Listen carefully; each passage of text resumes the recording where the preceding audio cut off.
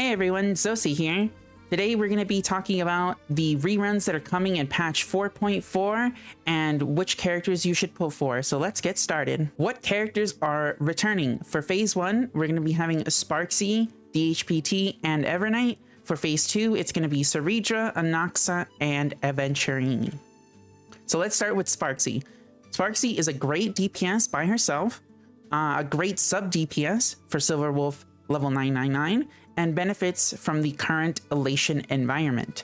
Her downsides isn't a massive upgrade over EMC at E0 for Silver Wolf level 999.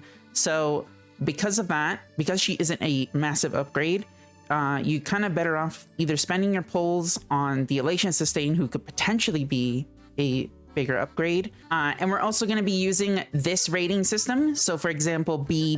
So for Sparksy, I'm giving her A+ rating. She is a very good pickup, even if she isn't a massive upgrade at E0.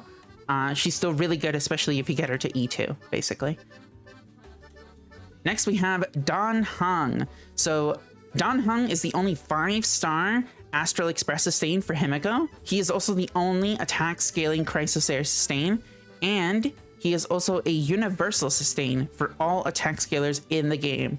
His only downside is that the 4.x sustains are right around the corner, and at least one of the sustains is going to be generic. The other one will likely be the Elation sustain. So because of that, his rating will be an A. Next, we have Evernight. So Evernight is a great DPS and sub DPS. She can also go sustainless, unlike Castris, who is tied to Hyacine. I'm putting this in the sort of like middle bracket. She has potential main DPS upgrades in the form of Robin SP. So currently we don't know what Robin SP will do, but there is a good chance that she might benefit from Robin SP. So that's not really a negative or positive, mainly because we don't have any information on Robin SP currently. I don't want to put it in a positive or negative if she doesn't get upgrades from that. Her only negative is that she is a older DPS. So in order to keep up with the newer DPS, she would have to get some vertical investment, preferably. So for Evernight, she will get a score of A-. So she's still performing quite well, just not as well as Dan Heng or Sparksy in terms of value. Next, we have Ceridra.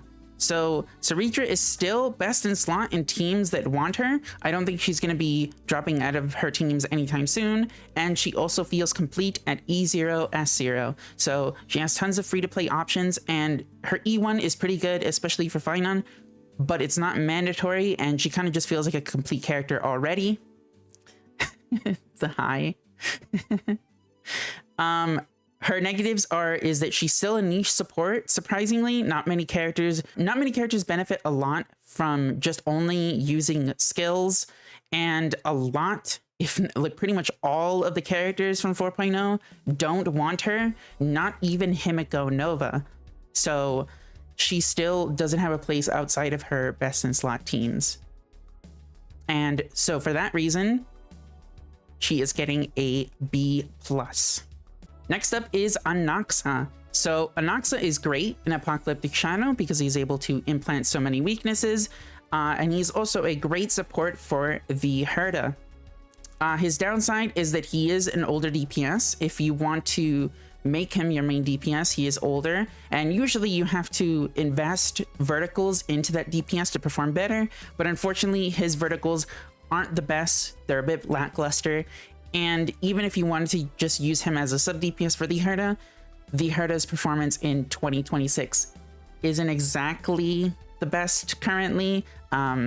She kind of needs something more than Anaxa to make her perform at the higher levels. So for that reason, he is getting a C+. And lastly, we have Aventurine. So I don't really have any positives to say about Aventurine.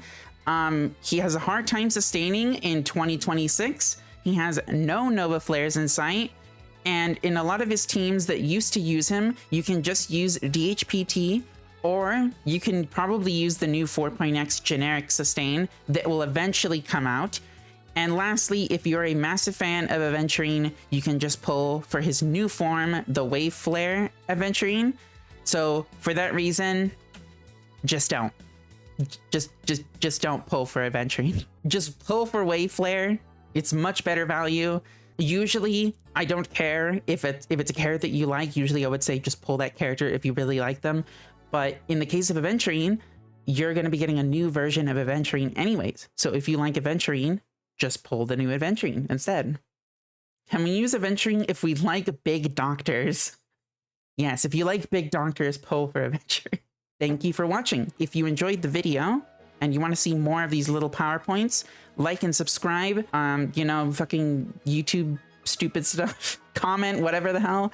And I'll catch you guys later. Bye-bye. See ya.